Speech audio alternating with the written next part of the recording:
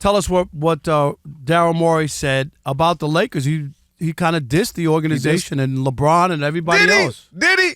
Rob G, So the Athletic did a 5-year update post-bubble championship in a piece that ran earlier on Wednesday. And during it, they asked these guys for a series of questions. What was it like there? What do you remember? And ultimately, what is the bubble's legacy in NBA circles? Daryl Morey, former Rockets exec, now with the Sixers, had this doozy of a take. Here's what he said, quote, "Had the Rockets won the title, I absolutely would have celebrated as legitimate, knowing the immense effort and resilience required. Yet, everyone I speak to around the league privately agrees that it doesn't truly hold up as a genuine championship." Really? Is that where he's going? Because I got to tell you this. The only thing more fraudulent than that bubble chip is Daryl Morey. I mean, talk about a fraud. Talk about all of the players he's moved and all the analytics and how smart he was and all this. He has nothing to show for it. How in the world could you even put that out of your mouth and say that when you haven't won jack? Sure, you could say it ain't the greatest championship, but it's a championship. We're counting it. I don't know about you. We're counting it. When you look in the NBA record books and you look in the stats and you look at the championship by year, guess what? It's in there. I hate to break it to you guys.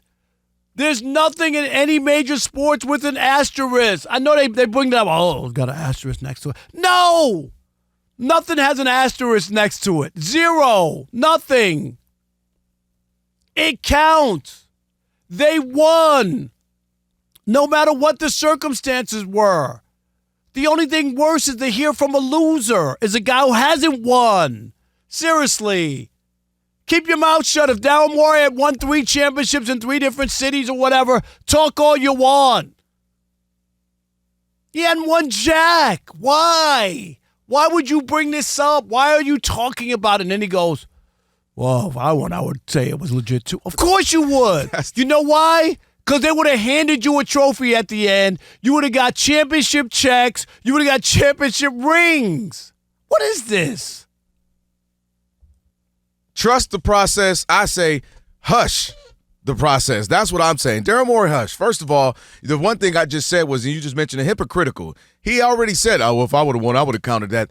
But my thing is, dude, this is coming from a guy who trusted his system to James Harden, who was a known, proven person that does not elevate his game in the postseason, right? This is Daryl Morey, who had a chance to go to the finals with those 2017 Rockets. Hopefully, in their mind, could beat the Warriors. They don't. You know why, Rob?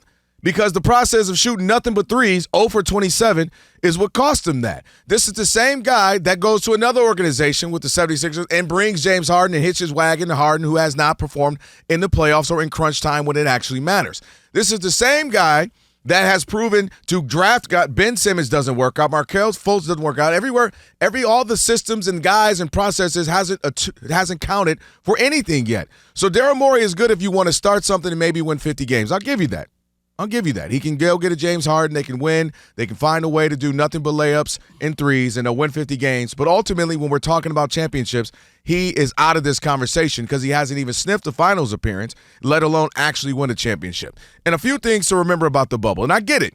I think the better word for the bubble is unique. It was the most unique situation. I have no problem. If people don't want to, put it up there on a pedestal or bow down to it, I don't have an issue with that. I'm not either. But to berate it or make fun of it when you haven't won anything, that's my issue, is that of all people to have a problem with it. Phil Jackson can say that. My thing about it, that's why I use the term unique. Some people, like LeBron said, it's the hardest one ever.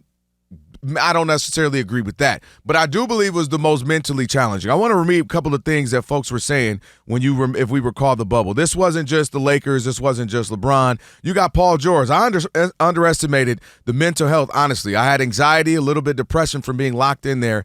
I just wasn't here. I was checked out. You go to Jaylen Brown. Being here in the bubble, I guess people might not speak on it, but it is a challenge for a lot of guys. It's like you're at work all the time, and he goes on to say how being isolated from the rest of society. You know, Giannis not being able to see your family, being there for 3 months, playing games with no fans, driving you mental. So my point is, even you got other guys as well. DeMar DeRozan talked about it. Yeah, but they don't talk about how much they got. How much rest and you know what I mean, and less distractions and whatever, and you could really focus in on it. And it was a trying time. I get all the other stuff that comes with it as well. I think I think that really helped the Lakers with the 2 players that they had. Oh, to get into the pause to that, I can understand it. That's why I said, to me, the word is unique. Because, dude, I think the further we get from the bubble, I think the further we all get from remembering COVID. I remember going to the grocery store and genuinely thinking, like, man, am I going to get sick? Will I die? Especially those first few months when we didn't know what it was. And that last point I'll add to it is, when you talk about what that was for the Lakers, you also have to add in they were trying to win it for Kobe as well. They put that added pressure on themselves that we want to win one for Mamba.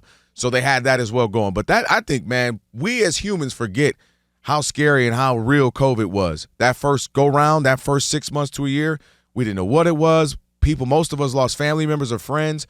I mean, that was a scary situation. And to be away from your family when they could get sick and you don't know and you couldn't leave, that was a very scary situation. So I think it's the most unique, the most trying. We can say it was the hardest. We can say it was the a Disney bubble one. But to me, I think unique was the perfect word for me.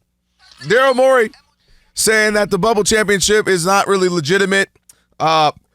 Rob and I saying, hey, that ain't the person to be talking about it. That's just not the guy. One other thing I want to add before we get to these calls real quick, Rob, too. We don't do that with shortened seasons. Like the Spurs, they want 50 game season. Like nobody that wasn't a legitimate championship. You just say Tim Duncan has 5. You don't do that with some of those. So it's interesting what we choose to. Or any championships won against New Jersey. I'm just saying. Yeah. Don't do the Nets like that. I'm just saying. Jason Dwight, rolling around. I know. Dwight in Kentucky. You're on the Odd Couple Fox Sports Radio. What's up, Dwight? Hey, how y'all doing, man? Doing good. Yes. Hey, my opinion, I think the bubble championship was probably one of the hardest things any athletes had to do. Because I'm talking about it from the mental standpoint. Yep. I know how COVID was affecting me, so I can imagine those guys. I remember my grandkids from out of another state came to visit me, and I had to visit them through their car. They stayed in the car with the windows up, and I'm outside talking to them because Paul was in the high-risk category. You know what I'm saying? Right. And then, COVID was not joke. It was real. People think it's something that wasn't real. For them guys to even get out there on the court, man, doing that, man, you got to give them extra points for just that. I mean, it was so hard. Remember, we had a couple guys sneak it out. Remember that? Yeah. No, did. I mean, thanks, Dwight. Yeah, we all forget that. That's why I said the further we get away from COVID, the more people are going to forget how difficult time was. Well, if I wanted to go get some wings, I understand it. You know what I'm saying? Not during COVID, though. Yes. Yeah. Don't you remember? Who left? Lou Wills. We know that. Yeah, to go get wings. Some lemon pepper joints. Mark in Sacramento, you're on the Odd Couple Fox Sports Radio. What's up, Mark? What's going on, Rob? What's going on, Mr. Washington? Mark, what's good, brother? And prayers out to the family of Ryan Sandberg. I was a big fan. Great second baseman. Prayers out. Prayers out there. Yeah, I mean, cancer. 65 years old, man. Rhino. Yeah.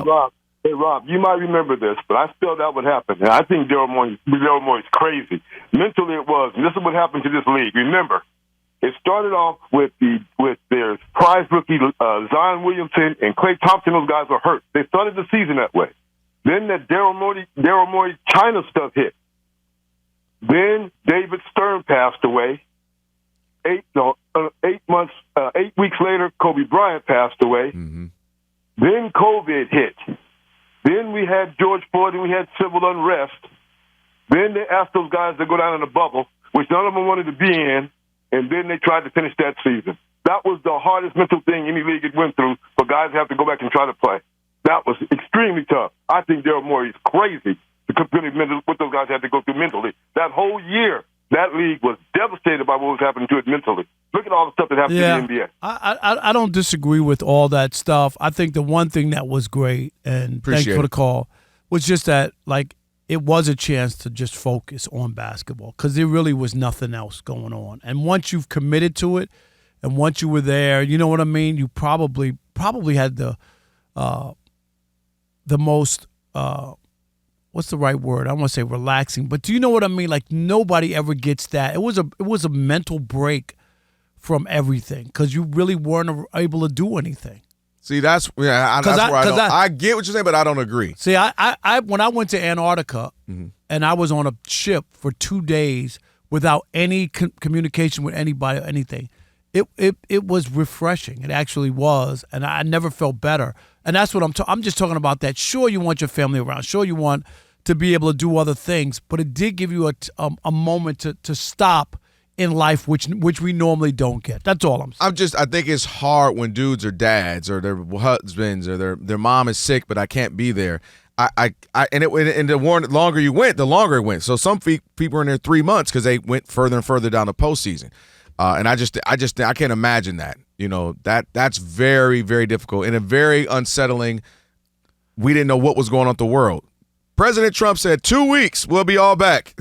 Yeah, okay. And it would have been two plus years. So that was that was crazy. John in Boston, you're on the Odd Couple Fox Sports Radio. What's up, John? Good evening, fellas. Always enjoy listening to you guys. Thank Appreciate you, buddy. John. Appreciate that.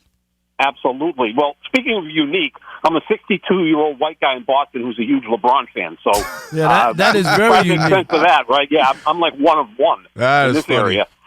Actually, the thing is, I get tired of hearing about his fraudulent championship because if Michael Jordan had done that, we would have talked about his leadership and his focus and his single-mindedness.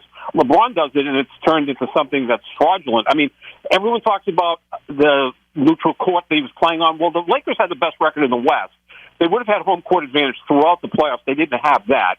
And I don't hear much about the Dodgers winning a World Series in a 60-game schedule with no one in the stands for the World Series or very few people. I don't hear anything about the 12,000. I was Buccaneers. there, and I was in Texas for that. Right, so it wasn't overly crowded. But in terms of doing it in a 60-game season, that's a bit different than a full season. But then look at the Buccaneers that year. First of all, they played the Super Bowl on their home field, but they also didn't have fans to deal with on the road. You know what a massive advantage that is when you have a veteran quarterback? I mean, Aaron Rodgers and Tom Brady basically toyed with defenses that year because there was no noise to deal with. I know no one cares about hockey, but the Tampa Bay Lightning won a Stanley Cup in the same exact setting like the NBA, and I just don't hear all fraudulent cases made against those guys. No, that's fair. I mean, that's fair. And the biggest thing is Daryl Morey, of all people. I mean, that's he's the last guy I should be talking. Let's squeeze in Drew real quick. Drew in New Jersey, you're on the Odd Couple Fox Sports Radio. What's up, Drew? Hey, welcome back, Rob. Thank you, buddy. How are you? Not bad. I gotta say, I definitely don't think it's a fraudulent championship. It's not the toughest championship, but it definitely is not fraudulent. I don't think you can call Daryl Morey fraudulent. I mean, look at when he spoke out about China in that Houston market. He probably lost his job in Houston maybe because of that. I'm just talking about the idea that he's put together these teams, and at some point, Drew, you got to win. Okay, like that's what I'm talking about. Like he's never even made the NBA Finals. So that's what when I'm talking about fraudulent. You're like this great GM, and you've made all these moves. Where's the hardware? We judge all the people like that, right? We judge. Well, Aaron Judge will not be solidified as a Yankee until he wins a championship. He gets all the home runs he wants. Well, I think that with the 76ers, he came in 2021, so a lot of those guys were already there. The first move he did make was drafting Tyrese Maxey, which was the steal of the draft. No, but I'm just saying, but he's been there longer than that. He's been a GM for a long time, is my point. And the relevance to the conversation, too, is that we're talking, he's calling out somebody else's championship. It's not that he's never done anything right. It's that he's the one. Of all people, calling out a championship. If he had 3 in his back pocket, I'd have to listen, okay? I would. That's the issue.